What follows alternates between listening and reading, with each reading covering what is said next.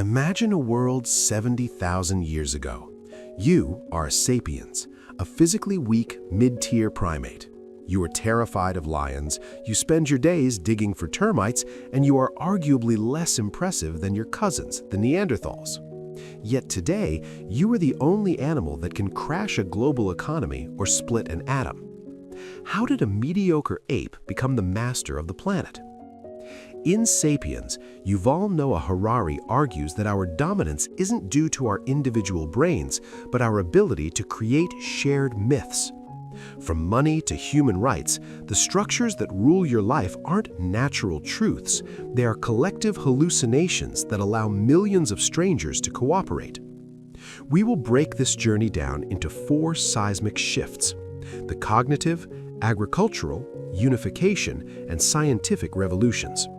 We aren't just summarizing dates, we are analyzing how these imagined orders still control your behavior in 2026. Who should read this?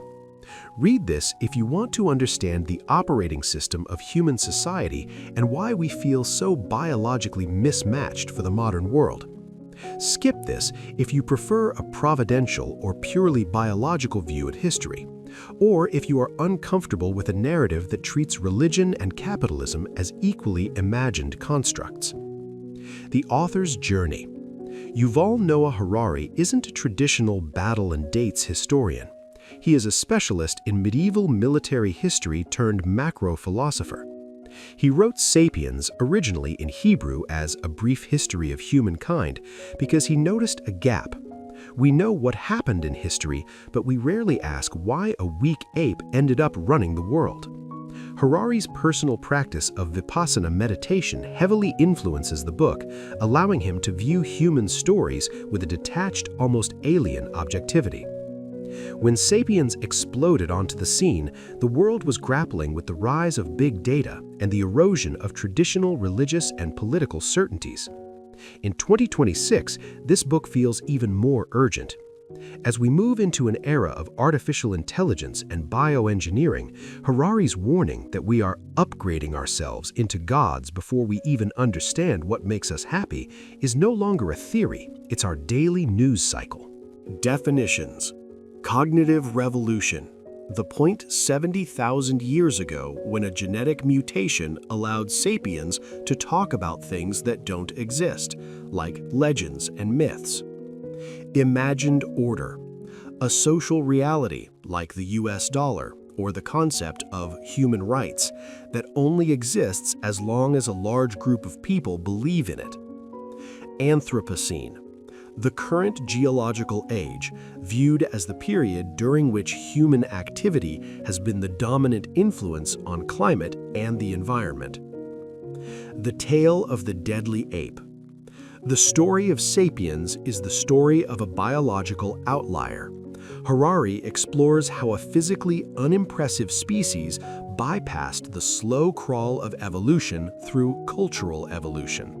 While a chimpanzee cannot be convinced to give you a banana today for the promise of limitless bananas in a chimp heaven after death, a sapiens will build an entire civilization around such a belief. This ability to create and inhabit imagined realities is the engine of our history. Harari's ultimate lesson is that we are living in a dual reality. We inhabit an objective world of rivers, trees, and lions, but we spend 99% of our time navigating a subjective world of nations, money, and corporations. By recognizing that these structures are human inventions, not laws of nature, we gain the perspective to question whether the systems we've built are actually making us any happier, or if we are simply cogs in a story we forgot we invented. Chapter by chapter breakdown. Chapter 1: The Cognitive Revolution. What if the tree of knowledge wasn't a physical fruit, but a genetic glitch? For millions of years, humans were just unimportant animals. Then, 70,000 years ago, everything changed. This chapter explores how a random mutation allowed us to do something no other creature can: lie. Harari explains that the cognitive revolution gave sapiens the unique ability to communicate about things that don't exist. This fictive language allowed us to cooperate in larger groups than any other primate, eventually leading to the displacement of all other human species, including Neanderthals. This isn't just about gossip, it's about shared subjectivity. Harari is pointing to a deeper truth. Our power doesn't come from our individual brains, but from our ability to inhabit a virtual reality of laws, gods, and tribes that exists only in our collective minds. This shows up in modern branding. When you buy a Nike shoe, you aren't just buying rubber, you are participating in a shared myth about greatness. Applying this means realizing that your national identity or corporate culture is a tool for cooperation, not a biological fact. In 2026, AI is beginning to generate its own shared myths or hallucinations. Our ancient biological hardware is now being fed fictions at a scale and speed Harari couldn't have fully predicted in 2011, making our story-seeking nature a major vulnerability. Harari assumes sapiens committed genocide against Neanderthals, while plausible recent genetic evidence suggests we also interbred with them. He may overemphasize conflict over assimilation to make his deadly ape narrative more punchy. We rule the world because we can believe in things that aren't there. Chapter 2: The Agricultural Revolution, History's Biggest Fraud. What if the greatest progress in human history was actually our biggest mistake? Most people believe we domesticated wheat to live better lives, but this chapter flips that belief completely. Wheat domesticated us. Harari explains that the transition from foraging to farming around 10,000 BC led to a population explosion but a lower quality of individual life. The main argument is that humans traded a varied diet and leisure for back-breaking labor, disease, and social hierarchy. The key concept here is the luxury trap. But beneath the surface, this chapter is really about unintended consequences. What Harari is pointing to is a deeper truth. We often adopt new efficiencies that promise to save time, only to find they increase our stress and trap us in a more demanding lifestyle. In real life, this shows up when we adopt time-saving tech like Slack or email. Instead of working less, we just work faster and more often. Applying this chapter today means auditing your upgrades to see if they actually serve your happiness or just your productivity. However, applying this today is harder because we are now farmed by algorithms. In a world of 24/7 digital connectivity, our attention is the new crop, and we are once again trapped by a system we created to help us.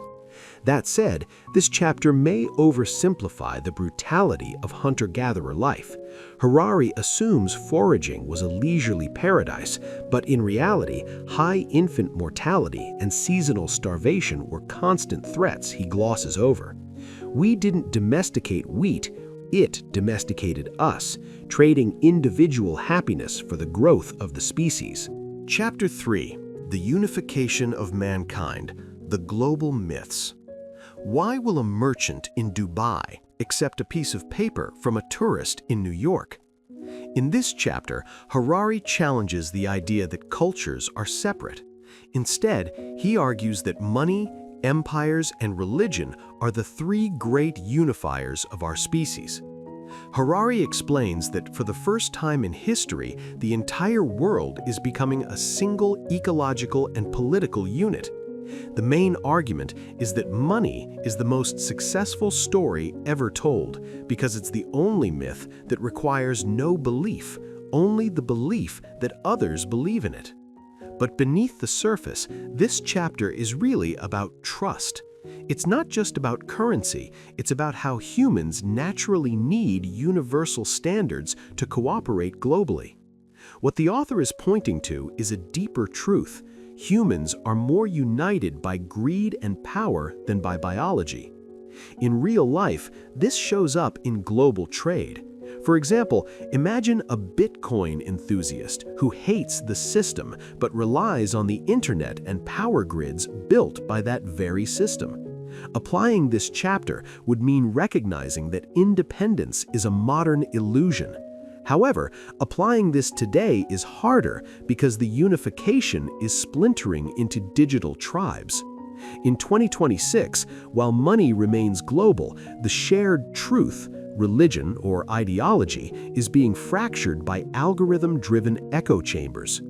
The author assumes that empires were necessary for progress, but in reality, he overlooks the immense cultural genocide and lost knowledge that occurred when smaller, unique societies were crushed by these unifiers. Money is the most universal and efficient system of mutual trust ever devised by Sapiens. Chapter 4: The Scientific Revolution, the Discovery of Ignorance.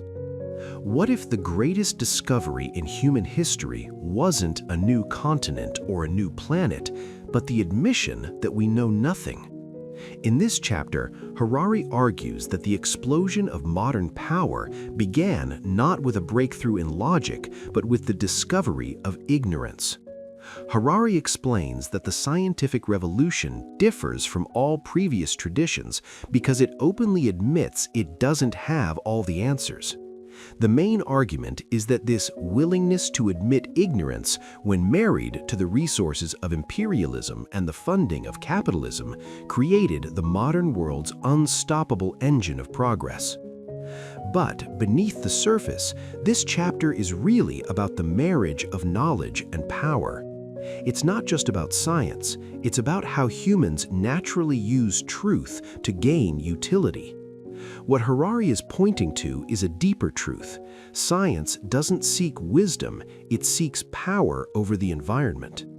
In real life, this shows up when we obsess over optimization and data. For example, imagine a manager who tracks every employee metric. Instead of seeking fulfillment, applying this chapter means recognizing that our culture values doing over being.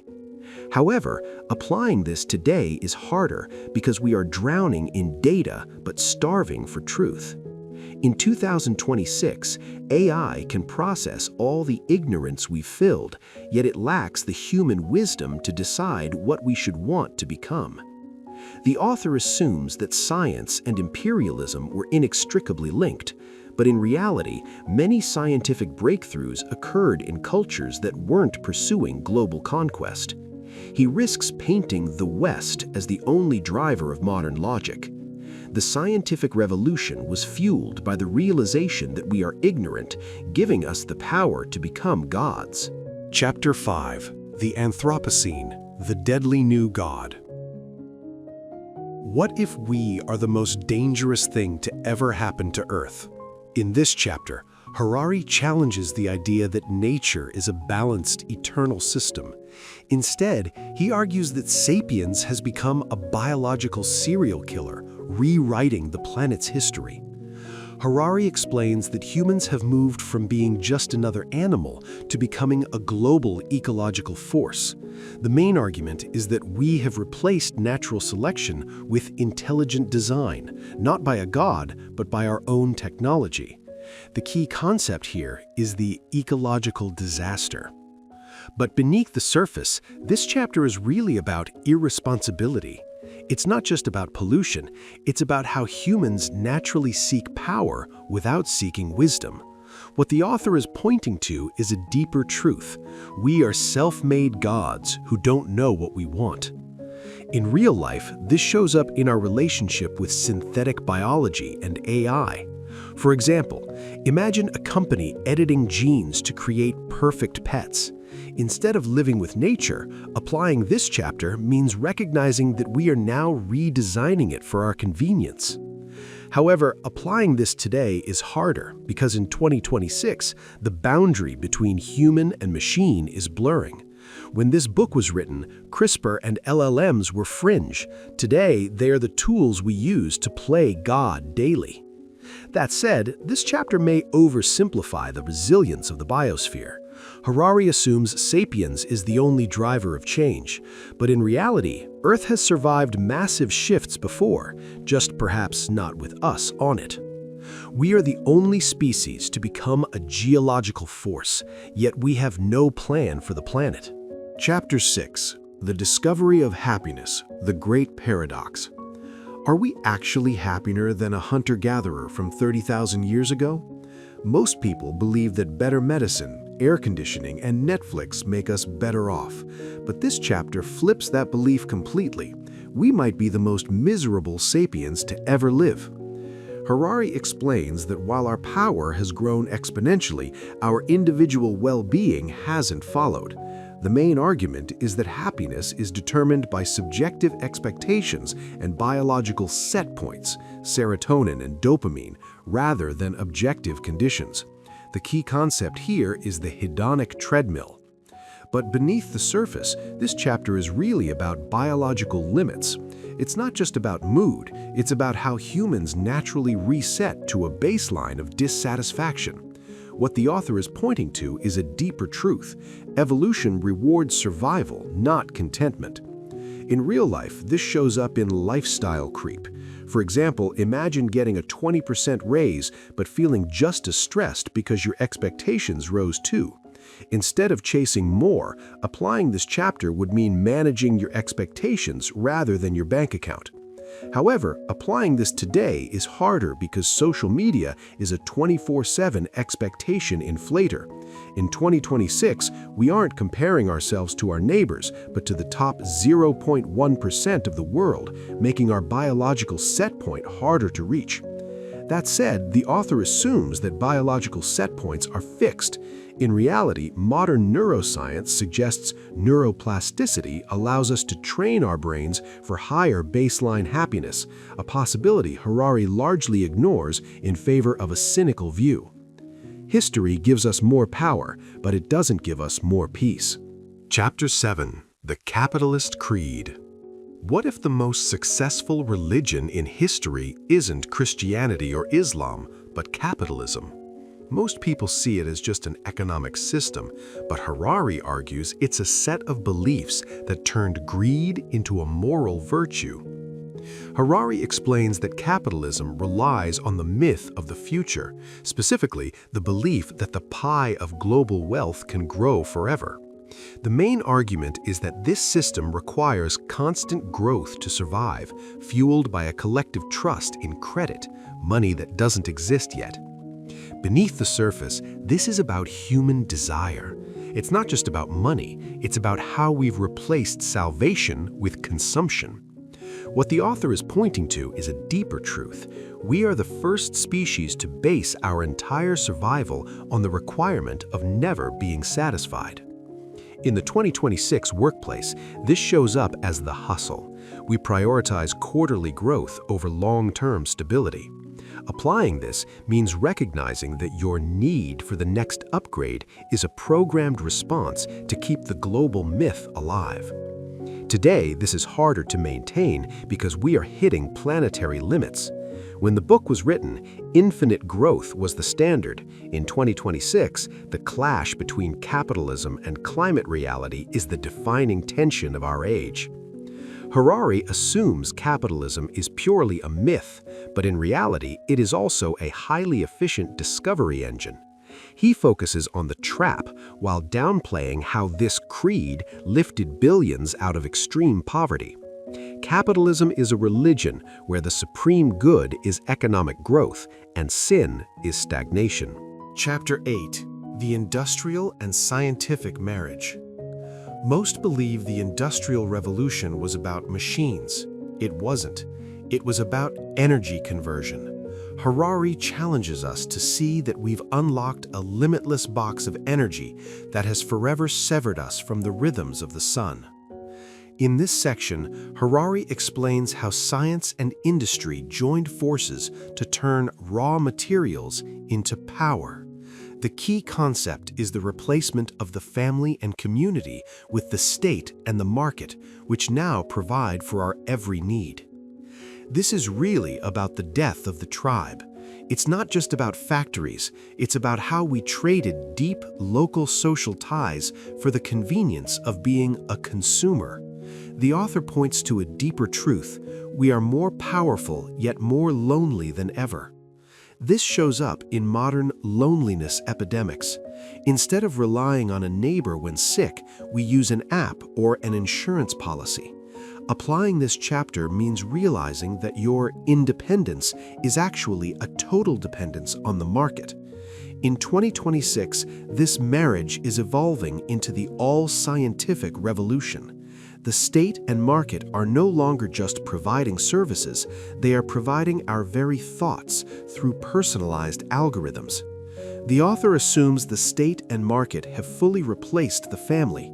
However, in many global cultures, the tribe remains the primary power structure, suggesting Harari's view is heavily Western-centric. We traded the intimacy of the community for the efficiency of the state and market. Chapter 9. The End of Sapiens. What if we are the last generation of Homo sapiens? In this final movement, Harari makes a bold claim. We are using our godlike technology to replace ourselves with something entirely different. Harari explores the 3 ways we might exit the species: biological engineering, CRISPR, cyborg engineering, BCIs, and the creation of inorganic life, AI. The argument is that we are no longer evolving, we are designing. Beneath the surface, this is about the loss of the human narrative. It's not just about robots, it's about the fact that our shared myths, like human rights, may not apply to a species that can edit its own desires. In 2026, this shows up in Neuralink trials and AI agents. Instead of learning a language, we might soon download one. Applying this means asking, if we can change our brains, what self is left to be happy? Applying this today is terrifyingly relevant. In 2026, we are no longer discussing if we will merge with AI, but how fast. Harari's 2011 future has become our Tuesday. The author assumes technological progress is inevitable. He ignores the possibility of the great filter, that social collapse or nuclear conflict might stop the scientific revolution before we reach godhood. We are designing our way out of existence, and we don't know what we are becoming. Chapter 10. The Law of Religion, the Superhuman Myth. Is human rights just a modern religion in disguise? Harari argues that religion isn't necessarily about gods or the supernatural. Instead, it is any system of human norms and values that is founded on a belief in a superhuman laws that we didn't invent and cannot change.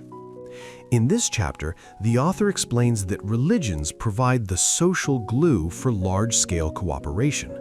The main argument is that modern ideologies like liberalism, communism, and Nazism function exactly like traditional religions.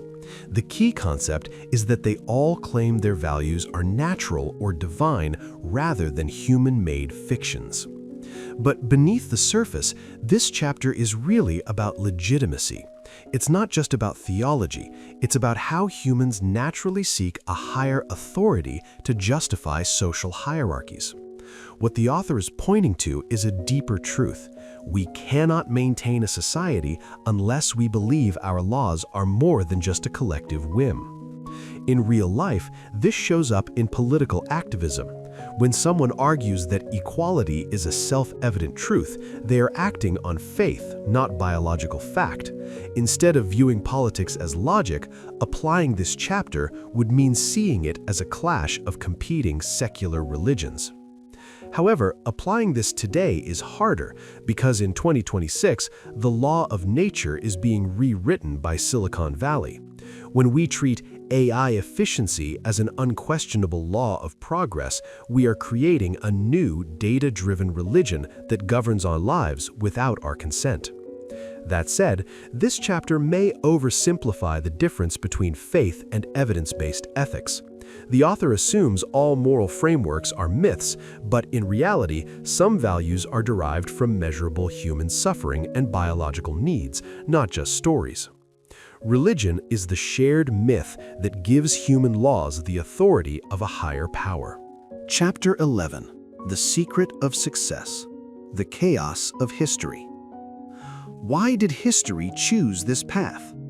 Most people believe history is a linear march toward progress or justice, but this chapter flips that belief completely. History is not fair, it is chaotic. Harari explains that history is a level 2 chaotic system, meaning it reacts to predictions made about it. The main argument is that there is no why behind which cultures survive. The most successful ideas, memes, are simply those that are best at replicating, regardless of the cost to human happiness. Beneath the surface, this chapter is really about the absence of a script. It's not just about historical dates, it's about how humans naturally tried to find meaning in random events. What the author is pointing to is a deeper truth. History does not exist for the benefit of sapiens. In real life, this shows up in survivor bias. For example, imagine looking at a billionaire's habits and assuming they caused his success, ignoring the millions who did the same and failed. Applying this chapter means realizing that being right doesn't guarantee winning, being contagious does. However, applying this today is harder because algorithms now accelerate the replication of ideas. In 2026, a level 2 chaotic system moves at the speed of light, making it nearly impossible for humans to predict the long-term consequences of our own social movements. That said, the author assumes history is almost entirely random. This may oversimplify the role of geography and resource distribution, which many historians argue create lanes that make certain historical outcomes much more likely than others. History is a blind process that favors the spread of ideas, not the welfare of individuals. Chapter 12. The Scent of Money. The Ultimate Trust. Why is a gold bar more real than a seashell? Most people think money is an objective value, like weight or height, but this chapter flips that belief completely. Money is the most successful shared hallucination in human history. In this chapter, the author explains that money is not a material reality, but a psychological construct. The main argument is that it allows people who don't know or trust each other to cooperate effectively. The key concept here is universal convertibility, the ability to turn anything, land, labor, or ideas, into a single mathematical value. But beneath the surface, this chapter is really about radical tolerance. It's not just about trade, it's about how money is the only system of belief that requires no faith in your neighbor, only in the system itself. What the author is pointing to is a deeper truth. Money is more inclusive than any religion or empire. In real life, this shows up in global markets. For example, imagine a devout Christian buying a car made by an atheist with parts from a Muslim nation. Applying this chapter would mean recognizing that our global peace is largely maintained by the shared myth of the market. However, applying this today is harder because we are losing the physicality of trust. In 2026, as we move toward purely digital assets and AI-driven trading, the shared myth is becoming so abstract that it's increasingly difficult for the average person to feel any sense of security. That said, the author assumes money is a purely mental construct. This may oversimplify the fact that money is often backed by the very real physical threat of state violence. A myth is much harder to ignore when it is enforced by a police force. Money is the only trust system that can bridge any cultural, religious, or political divide. Chapter 13. The Scientific Revolution. The discovery of ignorance. What if the greatest discovery in human history wasn't a new continent, but the admission that we know nothing? Most people believe science is about gathering facts, but Harari argues it began with the discovery of ignorance. In this chapter, the author explains that modern science differs from all previous traditions because it admits it doesn't have the final answers. The main argument is that once humans admitted ignorance, they turned to observation and math, creating a feedback loop between science, empire, and capitalism that granted us unprecedented power. But beneath the surface, this chapter is really about the marriage of knowledge and power. It's not just about curiosity, it's about utility. What the author is pointing to is a deeper truth. We didn't seek the truth of the universe, we sought the power to manipulate it for our own ends. In real life, this shows up in our growth mindset culture.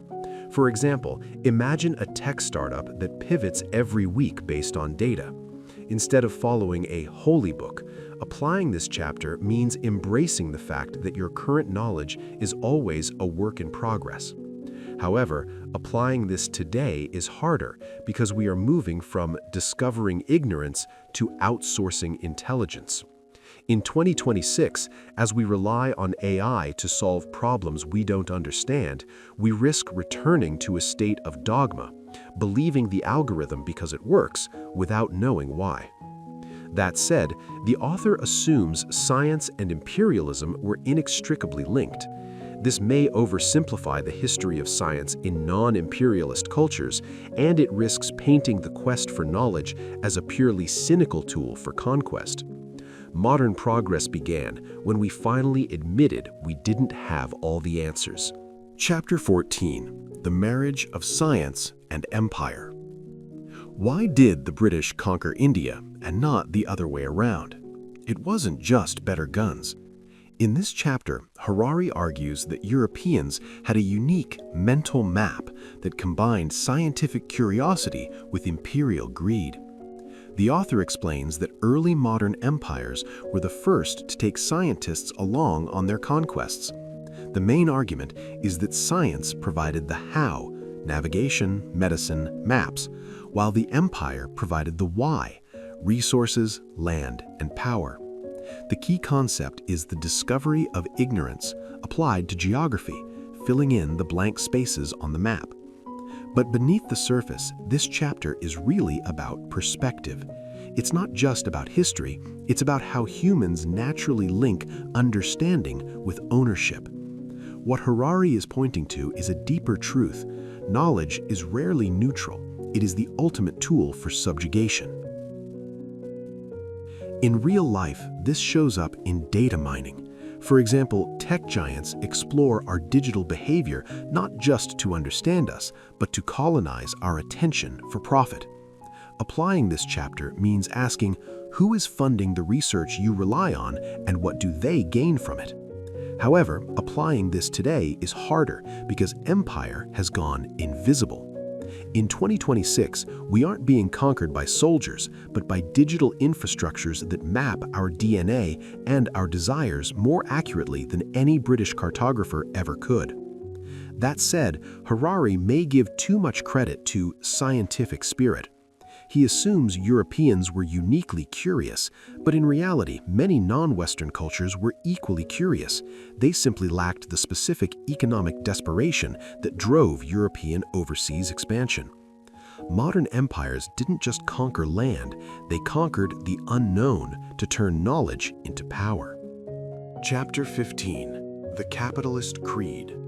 What if the most successful religion in history isn't Christianity or Islam, but the belief in the future? Most people think of capitalism as a system of banks. Harari argues it is a revolution of the imagination that turned greed into a collective virtue. In this chapter, the author explains that capitalism is based on a miracle called credit. The main argument is that the system only works if we believe the pie of global wealth will grow forever. The key concept here is that for the first time in history, more for me doesn't have to mean less for you. But beneath the surface, this chapter is really about trust in tomorrow. It's not just about money, it's about how humans have replaced heaven with economic growth. What Harari is pointing to is a deeper truth. Our entire global stability is built on a promise that the future will always be richer than today. In real life, this shows up in your student loans or mortgage. You are spending money you haven't earned yet because you trust your future self will be more productive. Applying this chapter means realizing that your debt is actually a bet on the continued growth of the human species.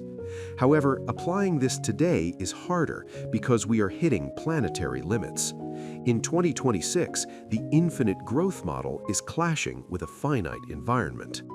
The capitalist creed requires a level of ecological denial that is becoming impossible to maintain.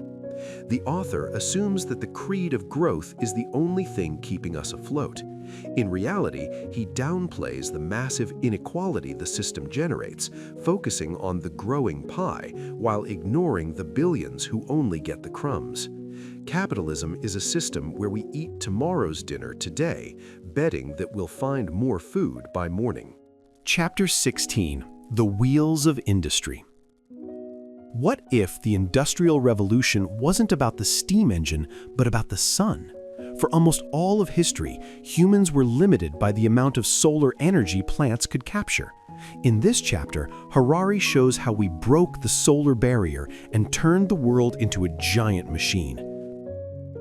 In this chapter, the author explains that the Industrial Revolution was actually a second agricultural revolution. The main argument is that we learned to convert heat into motion and raw materials into energy. The key concept is the discovery of limitless energy, which allowed us to move from a world of scarcity to a world of mass production. But beneath the surface, this chapter is really about the commodification of time. It's not just about factories, it's about how humans naturally lived by organic rhythms, the sun, the seasons, until the clock became our new god. What the author is pointing to is a deeper truth. We didn't just invent machines, we turned ourselves into parts of the machine. In real life, this shows up in our 9-to-5 culture and the obsession with efficiency. For example, imagine a factory farm where a chicken is treated as a meat-producing machine. Instead of seeing living beings, applying this chapter means recognizing how we view the entire world as a set of resources to be processed.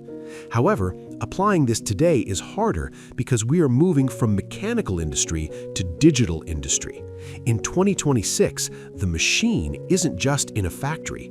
It's the algorithm on your phone that mines your attention as a raw material, processing your consciousness into profit. That said, Harari may over-glamorize the peace of the pre-industrial world. He assumes the organic life was better, but in reality, it was a life of extreme physical pain, dental rot, and a 50% chance your children wouldn't survive to adulthood, miseries the machine largely solved. The Industrial Revolution turned nature into a factory and humans into its clock-watching employees. Chapter 17: A Scientific Renaissance. Is the world actually getting more peaceful, or are we just too afraid to fight? Most people believe the 21st century is chaotic, but Harari makes a bold claim: we are living in the most peaceful era in human history. In this chapter, the author explains that the new peace is driven by three things: the price of war, nuclear weapons, the profits of peace, global trade, and the decline of warrior cultures. The main argument is that for the first time, peace isn't just the absence of war, it's the implausibility of war. The key concept is the global empire. But beneath the surface, this chapter is really about the death of the state. It's not just about treaties, it's about how humans have created a global empire where borders matter less than market stability. What Harari is pointing to is a deeper truth. We've traded national honor for global prosperity. In real life, this shows up in the fragility of supply chains. For example, imagine a war between two nations that produce semiconductors. The global economy would collapse. Applying this chapter means realizing that your daily life depends on a peace that is maintained by mutual economic greed. However, applying this today is harder because in 2026, we're seeing the return of iron curtains and cyber warfare. Harari's New Peace was written in a time of peak globalization. Today, digital nationalism and AI-driven misinformation are making the global empire feel more like a collection of warring digital tribes. The author assumes that peace is a permanent shift in human nature. He may be overly optimistic. History shows that long periods of peace often lead to a forgetting of the horrors of war, making societies more prone to entering new, devastating conflicts. War is no longer a profitable business model, so we've replaced it with a global trade network. Chapter 18, The Happiness Quest. We have more power than ever, but are we any happier? In this chapter, Harari challenges the assumption that historical progress equals human well-being. If happiness is just a chemical reaction in the brain, then a peasant 500 years ago might have felt exactly like a billionaire today. Harari explains that happiness is determined by biological set points and the gap between expectations and reality. The main argument is that while we've improved our objective conditions, medicine, safety, we've simultaneously inflated our expectations. The key concept here is the hedonic treadmill. Beneath the surface, this is about biological tyranny. It's not just about mood, it's about how evolution hasn't designed us for bliss, but for striving. What the author is pointing to is a deeper truth. The Sapiens hardware is programmed for dissatisfaction to ensure survival. In real life, this shows up in social media comparison. Instead of comparing yourself to your neighbor, you compare yourself to a global highlight reel. Applying this chapter means realizing that happiness isn't out there in a new car. It's an internal calibration of expectation. In 2026, the treadmill is moving at warp speed.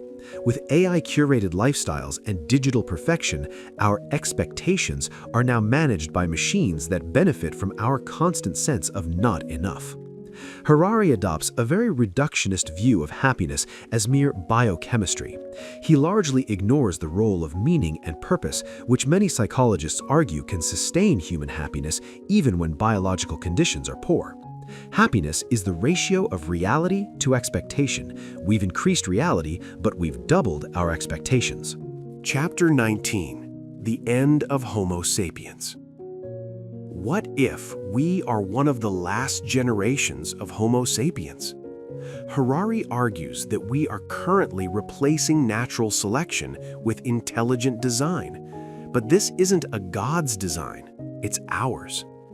The author explains the three ways we are upgrading our species: biological engineering, editing DNA, cyborg engineering, merging with machines, and inorganic life, AI. The argument is that we are on the verge of creating beings that will be as different from us as we are from Neanderthals. This is really about the death of humanism.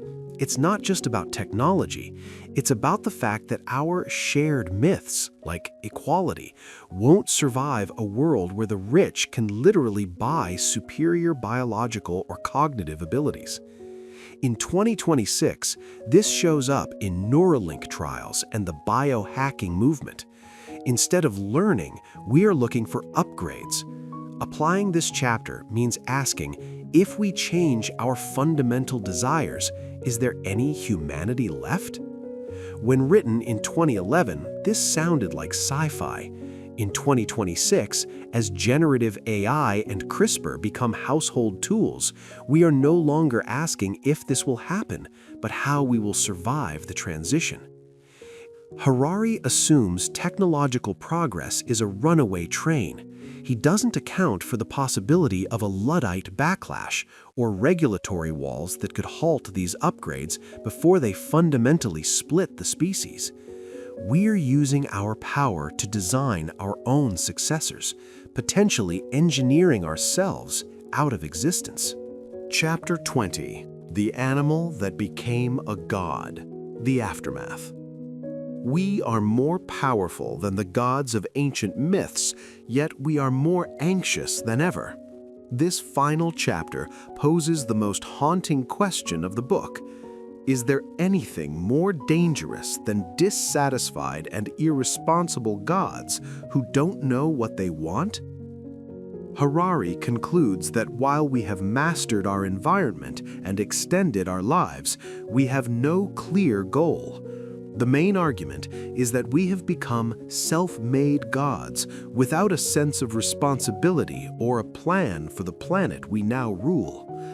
This is a warning about the void of purpose. What Harari is pointing to is a deeper truth. Power without wisdom is a recipe for disaster. We have the how, but we have completely lost the why. This shows up in our global burnout culture. We have the tech to solve everything, yet we spend our time on trivialities. Applying this means pausing the hustle to ask, what do we actually want to want? In 2026, this is the crisis of agency. We've handed our decision-making to algorithms, becoming gods who can't even decide what to eat for dinner without a digital suggestion. The author's tone is incredibly bleak. He assumes that because we don't have a divine plan, we have no plan. It ignores the resilient human ability to create localized meaning even in a chaotic universe. We are becoming gods, but we are gods who don't know what we want. The Sapiens Paradox. We've traveled from the first flicker of a fictive thought in a savanna cave to the impending birth of a post-human cyborg. Now, let's tie it all together by looking at a single, everyday moment through the lens of everything we've learned. A morning latte in 2026. Imagine you're standing in a coffee shop paying for a latte with your phone. The myth: you were using money, Chapter 12, a digital fiction, to trade with a barista who was a total stranger. You both believe in the banking system, allowing for a peaceful exchange that would have been impossible for a Neanderthal. The trap: your coffee was grown on a massive plantation, a legacy of the agricultural revolution, Chapter 2, and the scientific imperial marriage, Chapter 14, that reshaped the planet's ecology to serve your caffeine craving. The treadmill: you bought this coffee to feel better, yet your biological happiness set point, Chapter 18, will likely reset before you even finish the cup, leaving you wanting another tomorrow. The irresponsible God. When we step back, the 70,000-year story of Sapiens is one of rising power and stagnant satisfaction. We have used our unique ability to believe in stories, religions, nations, corporations, to build a global empire.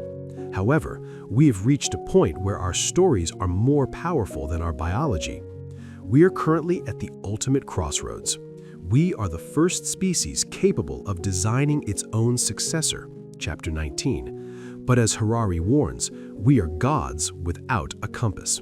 We can do almost anything, but we still don't know what we want to be. Key Lessons: a guide for the modern sapiens. The journey through Sapiens isn't just a history lesson, it's a manual for understanding why we act the way we do in the 21st century. Here are the 6 major takeaways adapted for life in the US today. 1. The power of shared fictions. Our society runs on stories, money, laws, and corporations that don't exist in nature but allow millions of strangers to cooperate. A US corporation, like Apple or Amazon, is a legal fiction. It has no body or soul, yet we all agree it can own property and sue people. Understanding this helps you navigate corporate culture as a game of shared rules rather than absolute truth. 2. The luxury trap of technology. Every time-saving innovation eventually becomes a new baseline that makes us busier than before.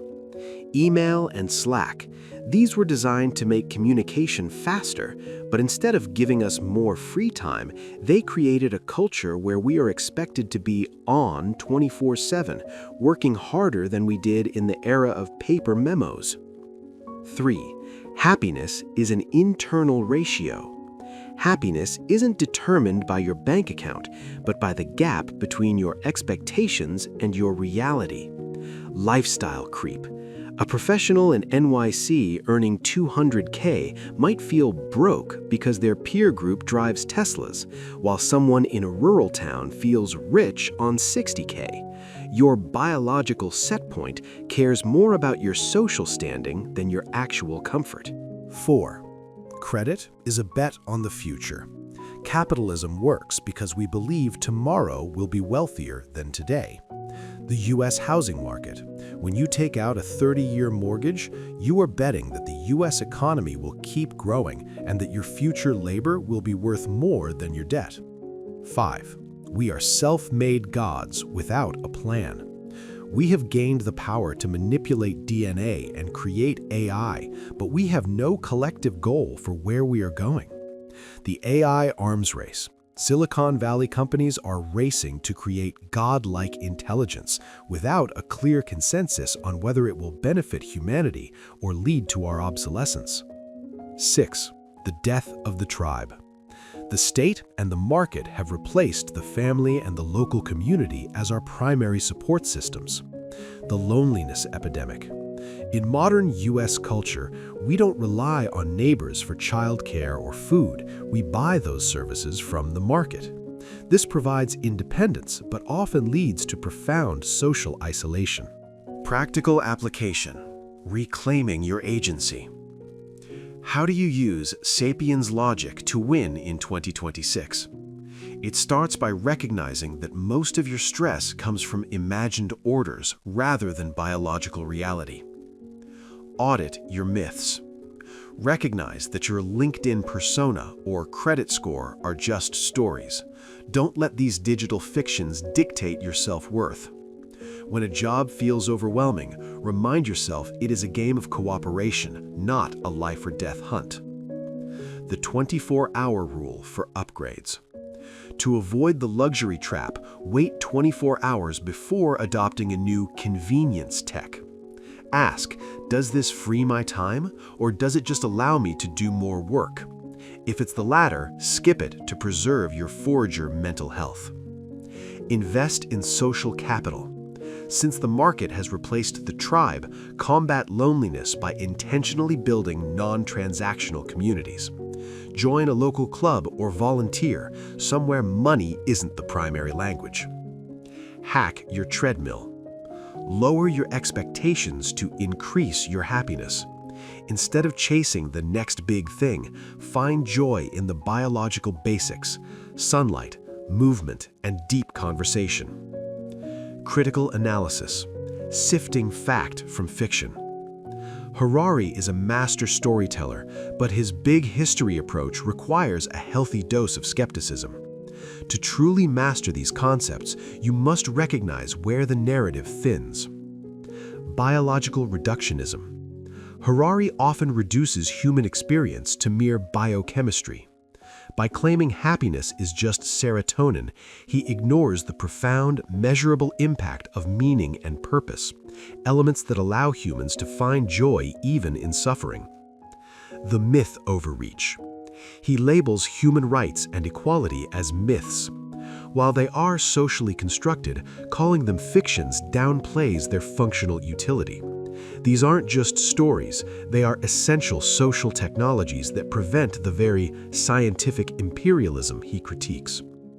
Eurocentric bias. His narrative of the scientific revolution implies a unique European curiosity, often overlooking the sophisticated scientific and economic systems of the Islamic, Indian, and Chinese worlds that predated or paralleled Western rise. The conclusion and action plan. The story of Sapiens teaches us that our greatest strength, our ability to believe in collective fictions, is also our greatest trap. We have become gods capable of reshaping the planet, yet we remain biologically tethered to the desires of a Stone Age hunter-gatherer. Your 3-step action plan. Deconstruct the default. Identify one social script you follow, e.g. the 40-hour workweek or the need for a newer car. Ask if it serves your biological well-being or just feeds a market myth. Invest in physical reality. In a digital 2026, prioritize real-world anchors, tactile hobbies, local community, and time in nature. These nourish the Sapiens hardware that technology ignores. Choose your myths wisely. You cannot live without stories, but you can choose better ones. Opt for myths that promote cooperation and sustainability over those that demand mindless growth. The journey from insignificant apes to global masters is complete. As you navigate the shared fictions of 2026, remember, you have the power to edit the stories that shape your life. Use that power wisely.